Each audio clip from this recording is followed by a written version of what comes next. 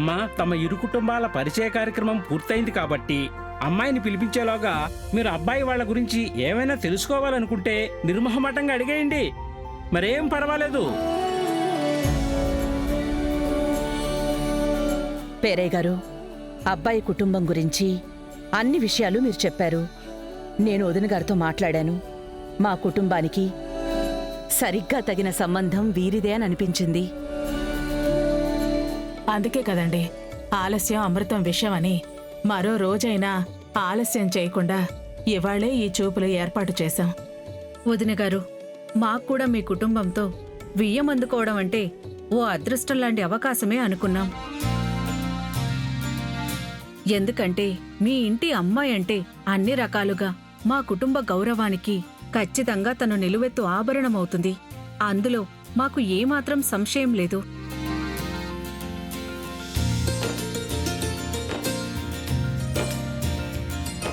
అమ్మా, మొత్తానికి ఇరువైపులా కుటుంబాలు రెండు చాలా చక్కగా ఇప్పటికే బంధువులైపోయి కలిసిపోయారు కాబట్టి ఇంకా తదుపరి కార్యక్రమాన్ని కూడా ప్రారంభించేస్తే శీఘ్రమేవ కళ్యాణానికి అడుగులు వేయొచ్చు.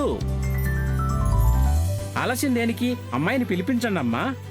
అమ్మ శరణ్య, ప్రీతి, దామినిని తీసుకురండి.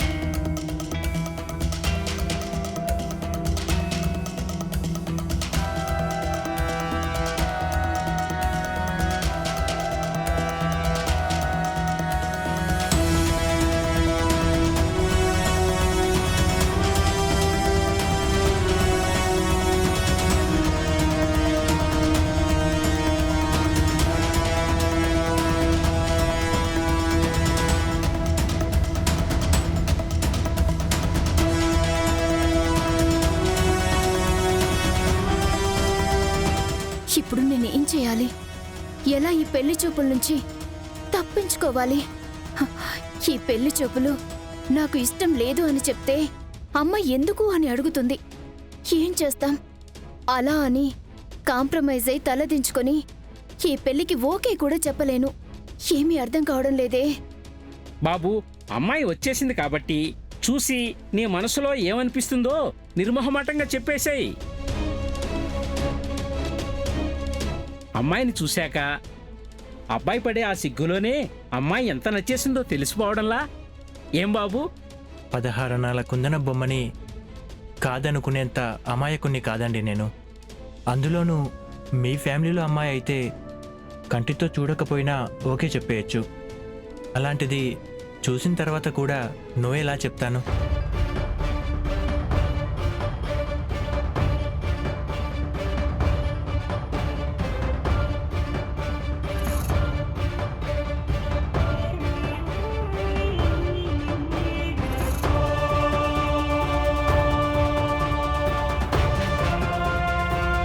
అమ్మా దామిని, అబ్బాయి నువ్వు తనకి నచ్చావు అని చెప్తున్నాడు.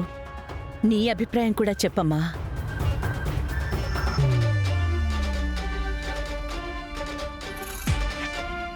నో అని చెప్పే ధైర్యం నాకు రావడం లేదు. ఈ పరిస్థితుల్లో అమ్మ పిన్ని వాళ్ళ ఇష్టానికి విరుద్ధంగా నా అభిప్రాయాన్ని ఇలా అందరి ముందు చెప్తే వీళ్ళని అవమానించినట్టుగా ఉంటుంది. ఏంటమ్మా దామిని, ఏం ఆలోచిస్తున్నావు? మా అందరికైతే అబ్బాయి చాలా బాగా నచ్చాడమ్మా.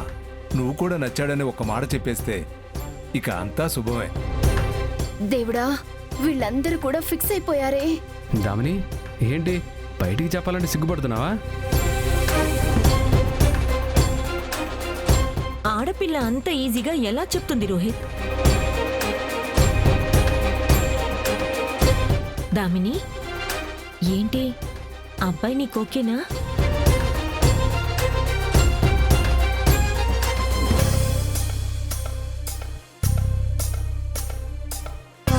చెప్పమ్మా.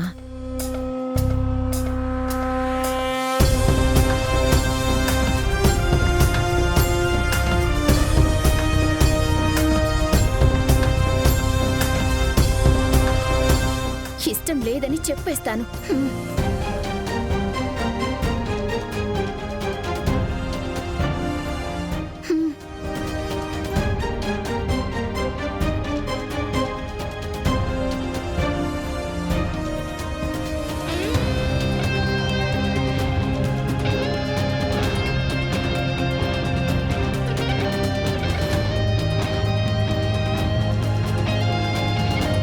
అమ్మయ్యా, శుభం.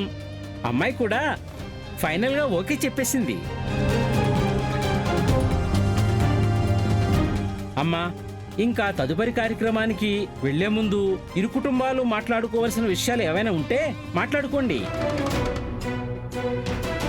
కట్న కానుకలు, లాంఛనాల గురించైతే మా నుంచి ఎటువంటి ఒత్తిడి లేదు.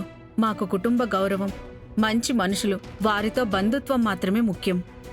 మా ఇంట అడుగు పెట్టి మీ అమ్మాయే మాకు మహాలక్ష్మితో సమానమమ్మా.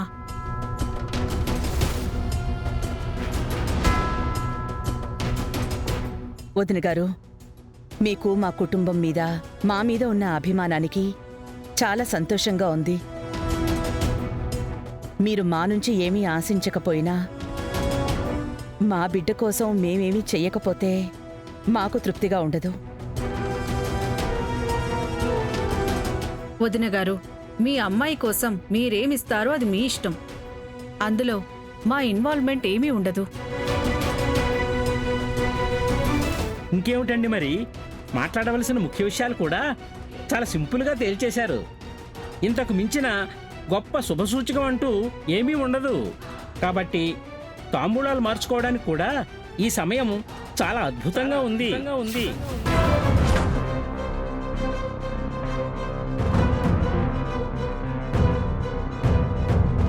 పేరే గారు, తాంబూలాలు కూడా ఇవాళే మార్చుకుందాం.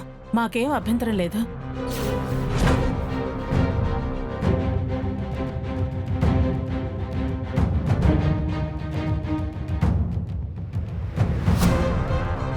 వదిన గారు, అలాగే మరో విషయం ఏంటంటే, ఈ నెలలో ఇవాళ రేపట్లో పెళ్లి ముహూర్తాలు కూడా ముగిసిపోతున్నాయి.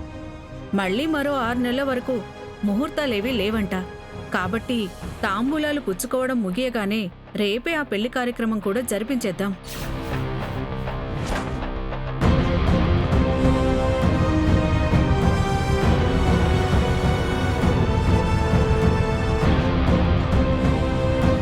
రేపే పెళ్ళంటే ఆనంద, పర్వాలేదు.